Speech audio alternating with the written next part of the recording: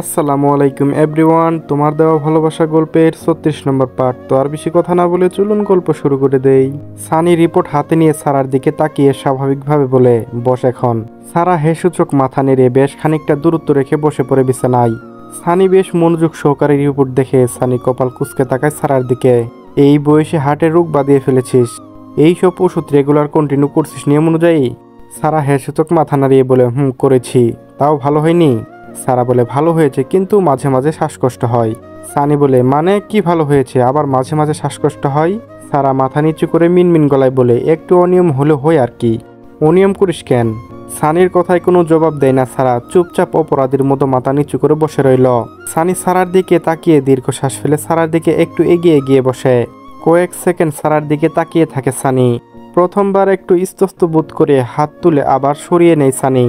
আবারও নিজের জড়তা কাটিয়ে আলতোভাবে সারার কপালে পড়ে থাকা ছোট চুলগুলো কানে গুজে দেয় সানি। আলতোভাবে সারার ডান গালে হাত রাখে সানি। সানির হাতের স্পর্শ পেয়ে বিস্মিত দৃষ্টিতে সানির দিকে তাকায় সারা। সানির শীতল দৃষ্টি, কণ্ঠে কোমলতা। এমন অনিয়ম করলে চলবে? নিজের যত্ন নিতে হবে, এটা তো ভালো লক্ষণ নয়। কেন অনিয়ম করিস বলতো? অযথা দুশ্চিন্তা করে নিজেকে কষ্ট দিস। তুই কি কিছু বুঝিস না? ভীষণ অধৈর্য তুই সারা। দুশ্চিন্তা করে নিজেকে কষ্ট না দিয়ে দোয়া কর, তুই যা চাস তাই পাবি ইনশাআল্লাহ। একটা কথা শুনে রাখ, তুই যা চাস তা শুধু তোর, কিন্তু এখন তুই যদি নিজের দোষে হারাস এখানে দায়ী কেউ নয়। সানির কথায় এবার সারার কপালে কিছুটা ভাঁজ পড়ে, মুখে ফুটে ওঠে কৌতূহল আর চিন্তার ছাপ। সানি সারার গাল থেকে নিজের হাত সরিয়ে নেয়, এরপর স্বাভাবিকভাবে বলে, নিজের চাওয়া স্বপ্ন পূরণ করতে চাইলে ধৈর্য, মনোবল, চেষ্টা আর স্ট্রং থাকতে হয়। আর এমন স্বাস্থ্য আর এত অনিয়মভাবে চললে কিভাবে হবে? এত রোগা হলে তো হবে না। সানির জবাবে সারা অনেকটা আশাহত হলো। এটা সারার মুখে ভঙ্গিতে স্পষ্ট ফুটে ওঠে। সারা নিজে চোখ নামিয়ে ছোট করে বলে, সানি কিছু সময় চুপ থেকে সারার নিকটে এগিয়ে গিয়ে একটু ঝুঁকে সারার কানে ফিসফিস করে বলে, এমন রোগা মেয়েকে কে বিয়ে করবে? আমি তো করব না। ডাক্তার হয়েছি বলে রোগা মেয়েকে বিয়ে করেও ট্রিটমেন্ট করতে পারবো না, ফ্রি সার্ভিস দিতে পারবো না। এমন চিকন খুরি মেয়েকে বিয়ে করে চোর মেরে খুনের দায় নিতে পারবো না আমি। সানির এমন কথায় বড় সড়ো ধাক্কা খায় সারা। অবাক হয়ে ঘুরে তাকাতেই বাদিয়ে ফেলে বিপত্তির ঘটনা, যেটা দুইজনের কাছে অবিশ্বাস আর অনাকাঙ্ক্ষিত এক ঘটনা। সানির মুখ অনেকটা নিকটে থাকায় ঘুরে তাকাতে সারার নরম ঠোঁট স্পর্শ করে ঘন কালো চাপদারি যুক্ত সানির উজ্জ্বল শ্যামনা বর্ণ গালে। সানির চোখ জোড়া তৎক্ষণাৎ গোলাকার বৃত্ত আকৃতি ধারণ করে। পুরো শরীর শীতল হয়ে এলো, তার বুকের ভিতর যেন অস্বাভাবিক কম্পনের সৃষ্টি তৈরি হয়। সারা দুই হাত তার ঠোঁট চেপে ধরে, ভয়, আতঙ্ক, লজ্জা একসাথে ঘিরে ধরে সারাকে। সারার ভয় সানি তাকে ভুল বুঝে অপমান করবে না তো? সে তো ইচ্ছে করে এমনটা করেনি। বিষয়টি সম্পূর্ণ অনাকাঙ্ক্ষিত এক ঘটনা। সারার আতঙ্ক সানির শক্তপোক্ত হাত সারার ডান গালে 5 আঙ্গুলে ছাপ বসিয়ে না দেয়। আর এমন এক ঘটনা, বিষয়টি সত্যি ভয়ানক, লজ্জাজনক। সানির এভাবে মূর্তির ন্যায় বসে থাকতে দেখে সারা ভয় কয়েকশো গুণ বেড়ে যাচ্ছে। সারার ঠোঁট এখনো চেপে ধরে আছে তার দুই হাত দিয়ে। সারা নাসূচক মাথা নাড়াতে নাড়াতে বলে, বিশ্বাস করুন আমি ইচ্ছে করে করিনি, আমি শুধু তো। সারার কণ্ঠনালী থেকে আর কোনো শব্দ বের হচ্ছে না। ভয়ে শুকনো ঢুক গিলে কয়েকবার। এবার হয়তো কেঁদেই দিবে সারা। সারা একটু একটু করে পিছিয়ে দূরে সরে যায়। সানি এমন নিস্তবতা দেখে সারা ভয় কেঁদে দেয়। এবার সারার ফোপানো কান্নার আওয়াজ সানির কান অব্দি পৌঁছাতে ঘোর কাটে সানির। সানি হালকা একটু মাথা ঝাঁকায়। নিজেকে সামলাবে নাকি সারা কান্না সামলাবে, বিষয়টি নিয়ে বেশ হিমশিম খাচ্ছে বেচারা। আর কোনো উপায় না পেয়ে অবশেষে নিজেকে সামলে সারার দিকে তাকায় সানি। সারার এমন অবস্থা দেখে সানি হাসে, আর মায়া দুটোই কাজ করছে। চোখ বেয়ে টুপ টুপ করে অশ্রু গড়িয়ে পড়ছে। সানি এই মুহূর্তে কি করা উচিত বোধগম্য হচ্ছে না তার। সানি শুকনো কাশি দিয়ে থমথমে কণ্ঠে বলে, ঠিক আছে, বুঝতে পেরেছি, কাঁদতে হবে না। সারা ফুপিয়ে ফুপিয়ে কেঁদে যাচ্ছে। সারার কান্না জড়িত কণ্ঠে বলে, বিশ্বাস করুন আমি জানতাম না এমন হবে, এটা অ্যাক্সিডেন্ট। সানির ভীষণ হাসি পাচ্ছে এবার। এক প্রকার যুদ্ধ করে নিজের হাসি আটকে আবারও থমথমে কণ্ঠে বলে ওঠে, আমি বুঝতে পেরেছি, দয়া করে কান্না থামা। তোর এমন কান্না দেখে মনে হচ্ছে আমি তোর সাথে কি না কি করেছি। আর কেউ দেখে ফেললে কি হবে ভাবছিস? আমার মতো ভদ্র ছেলের গায়ে কলঙ্কের দাগ লেগে যাবে, যেখানে আমি নির্দোষ একটা ছেলে। কান্না থামি, ভালোভাবে বস। সারার লজ্জায় নেতিয়ে পড়ছে এবার। মাঝে মাঝে সানির কিছু কথার ধরন অবিশ্বাস লাগে সারার কাছে। সারা এমনভাবে মাথা নিচু করেছে তার মুখ দেখা যাচ্ছে না। সানি নিঃশব্দে মুচকি হেসে উঠে দাঁড়ায়। এখানে থাকা আর ঠিক হবে না, সানি গম্ভীর কণ্ঠে বলে, আমি আসছি, পরোক্ষ হসপিটালে নিয়ে যাব, রেডি থাকি সন্ধ্যার পর। সানি আর কথা না বাড়িয়ে নিজের ঘরের উদ্দেশ্যে পা বাড়ায়। সারা এবার মাথা তুলে তাকায়। সানি ঘরের বাইরে পা বাড়াতে সারা দুই হাতের লজ্জা তার মুখ ঢেকে নেয়। সানি দরজার সামনে দাঁড়িয়ে ঘুরে একবার সারার দিকে তাকায়। সানি নিঃশব্দে মুচকি হেসে তার ডান হাত দিয়ে ডান গালে স্পর্শ করে মনে মনে আওড়ালো, তোমার অনাকাঙ্ক্ষিত ঘটনা এই যুবকের অনাকাঙ্ক্ষিত মৃত্যুর কারণও হতে পারে।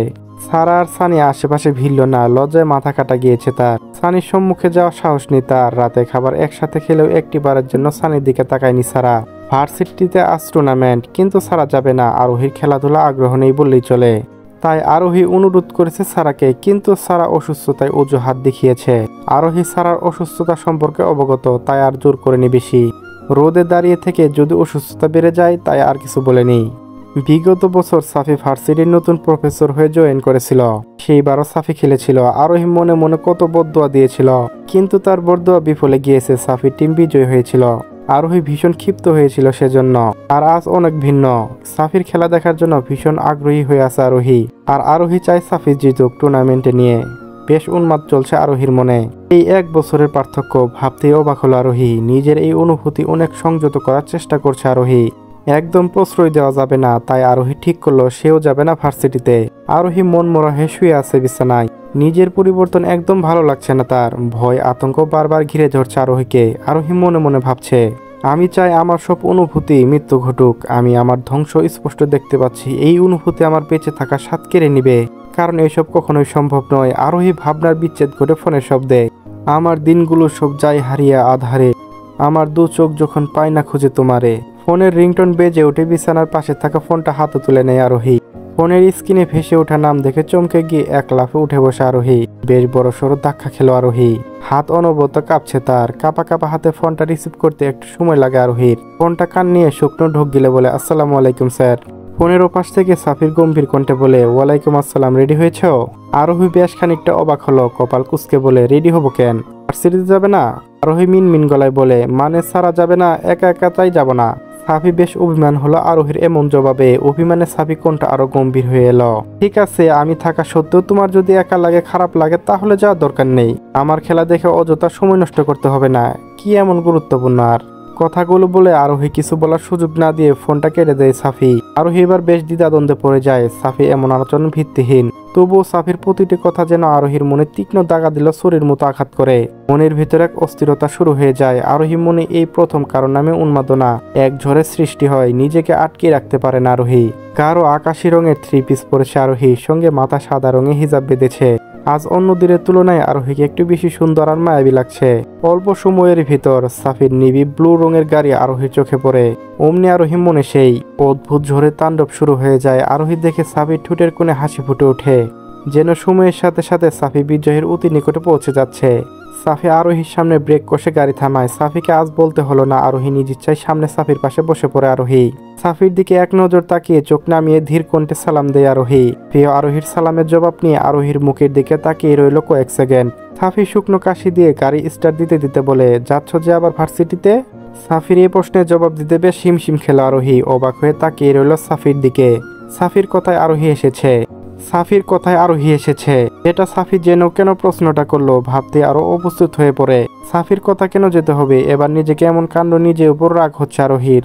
আরোহী মাথা নিচু করে বলে, যেতে ইচ্ছে করলো তাই। সাফি নিঃশব্দে মুচকি হেসে ছোট করে জবাব দেয়, ওকে। ও আরোহী জানালা দিয়ে বাইরে তাকায়। সাফি ড্রাইভ করতে করতে আরোহীর দিকে তাকায় মাঝে মাঝে। ভার্সিটিতে একটু আগে গাড়ি থামায় সাফি। আরোহী বেশ অবাক হয়ে সাফির দিকে তাকায়। আরোহীকে আরো অবাক করে দিয়ে সাফি আরোহীর ডান হাতে নিজের হাত ভাঁজ করে নেয়। এরপর সে হাত নিজের মাথার উপর রাখে। আরোহীর দিকে শীতল দৃষ্টিতে তাকিয়ে নরম কণ্ঠে বলে, দোয়া করে দাও যাতে ভালো খেলতে পারি, আগের বারের মতো যেন টিমকে বিজয়ী করতে পারি। আরোহীর হাত অনবরত কাঁপছে, এটা সাফি স্পষ্ট অনুভব করতে পারছে। সাফি আরোহীর হাত ছেড়ে দেয়। আরোহী তৎক্ষণাৎ ছড়িয়ে নেয় হাতটা। আপনি জিতবেন জানি, অনেক ভালো খেলেন আপনি। মুচকি হেসে আরোহীর দিকে তাকিয়ে বলে, পাকা খেলোয়াড়রাও ভাগ্যের খেলায় হেরে যায়। সাফির এমন জবাবে আরোহী বিস্মিত দৃষ্টিতে তাকায় সাফির দিকে। দুইজনের দিকে তাকিয়ে রইল কয়েক সেকেন্ড। সাফি নিজে চোখ নামিয়ে নিয়ে শুকনো কাশি দিয়ে বলে, তুমি বসো, আমি আসছি একটু। সাফি আরোহীর দিকে দৃষ্টি রেখেই বলে, কোথায় যাচ্ছেন? সাফি আবারও আরোহীর দিকে তাকায়, স্বাভাবিকভাবে জবাব দেয়, তোমার জন্য কিছু শুকনো খাবার আনি। একা বসে থাকতে থাকতে বোর হলে খাবে। আর কোথাও যাবে না? হ্যাঁ, চুপচাপ আমি যেখানে বসিয়ে দিয়ে যাব সেখানেই থাকবে। আমি জানি তুমি আমার কথা শুনেই ভার্সিটিতে যাচ্ছ, তাই তোমার প্রয়োজন অপ্রয়োজন ভালো মন্দ দেখার কর্তব্য আমার।